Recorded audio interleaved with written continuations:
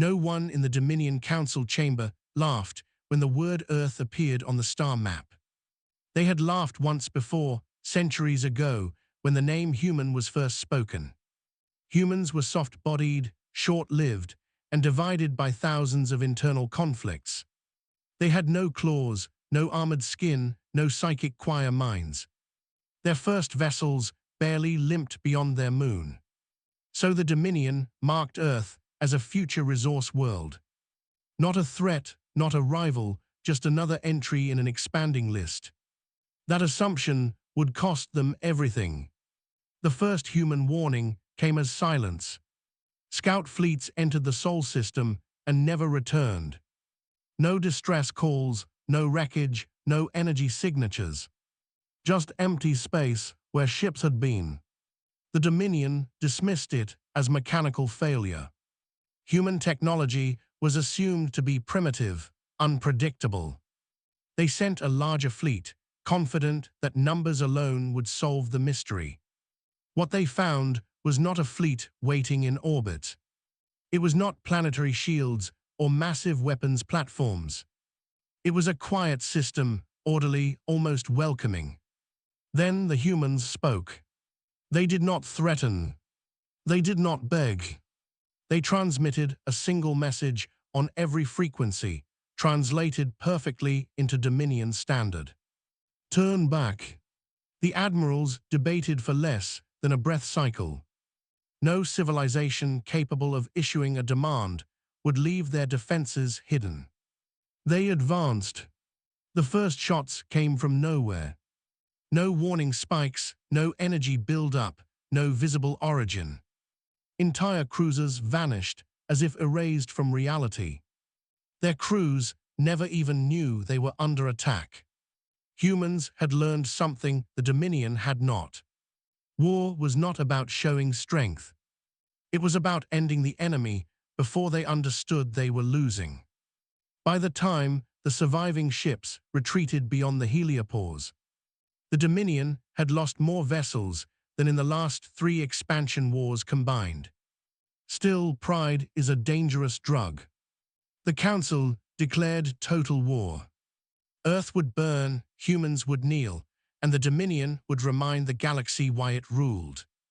They gathered an armada so vast it dimmed stars in hyperspace. Biological warforms, planetary siege engines, command minds synchronized across light years. Nothing like it had ever been assembled. And they sent it straight to Earth. What they did not understand was that humans had been waiting. Earth was not a fortress. It was a trap. As the armada emerged from hyperspace, human satellites activated across the system. Not weapons, not shields. Sensors, millions of them, all focused outward. The humans were not watching the Dominion fleet. They were watching how it moved, how it communicated, how it thought. The first human ships appeared minutes later. Small, angular, unadorned. They did not form battle lines. They did not respond to hails. They struck logistics vessels first. Fuel carriers, command relays, fabrication ships. Every system the armada needed to sustain itself vanished piece by piece. Dominion commanders attempted to reorganize. Their psychic networks screamed as feedback rippled through shared minds.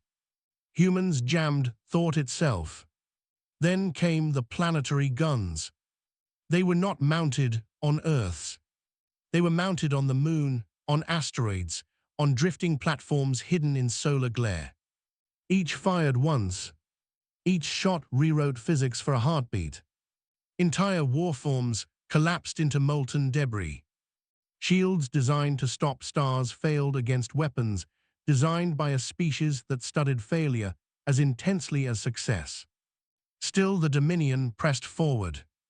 Because retreat meant admitting fear. That was when the humans landed. Not on Dominion worlds. On their own. The first human ground forces did not wear ceremonial armor. They wore scarred suits patched and repatched. Every mark a lesson learned, every flaw corrected. They did not chant. They did not roar. They advanced in silence. Dominion observers were confused. Why defend cities instead of space?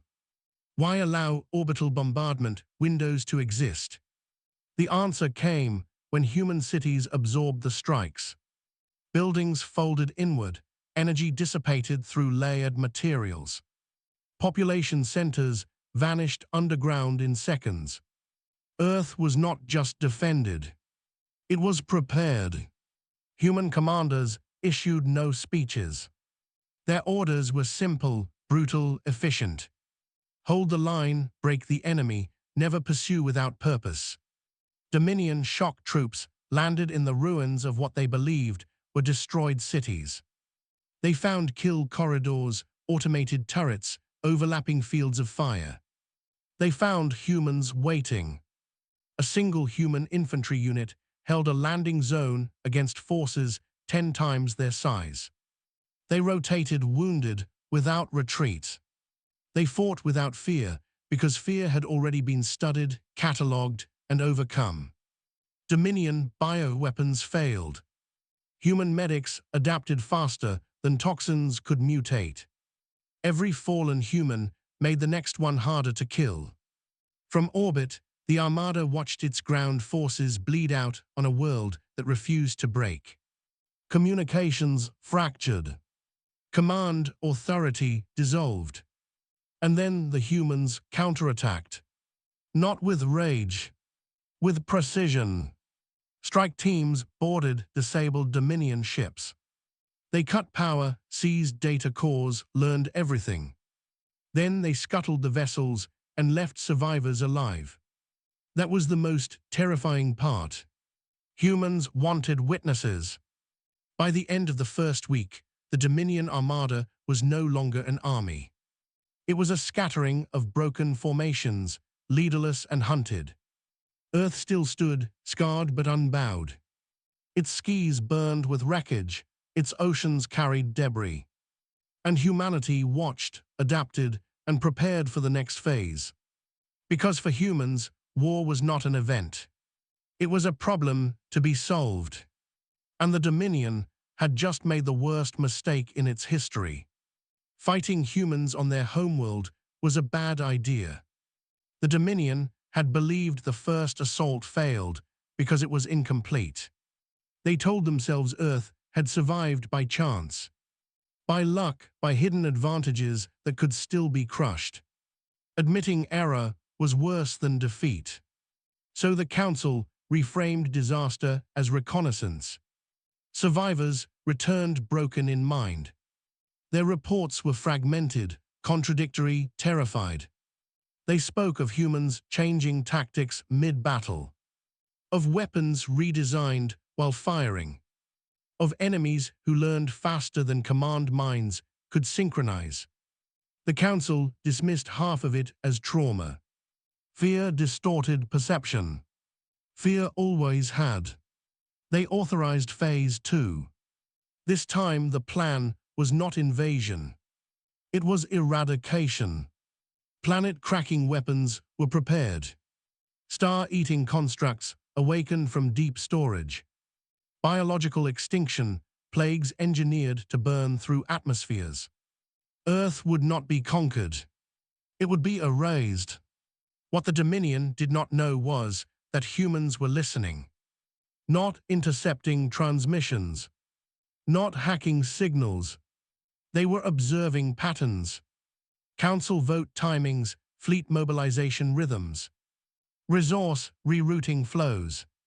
Human analysts did not care what the Dominion said. They cared about what it did.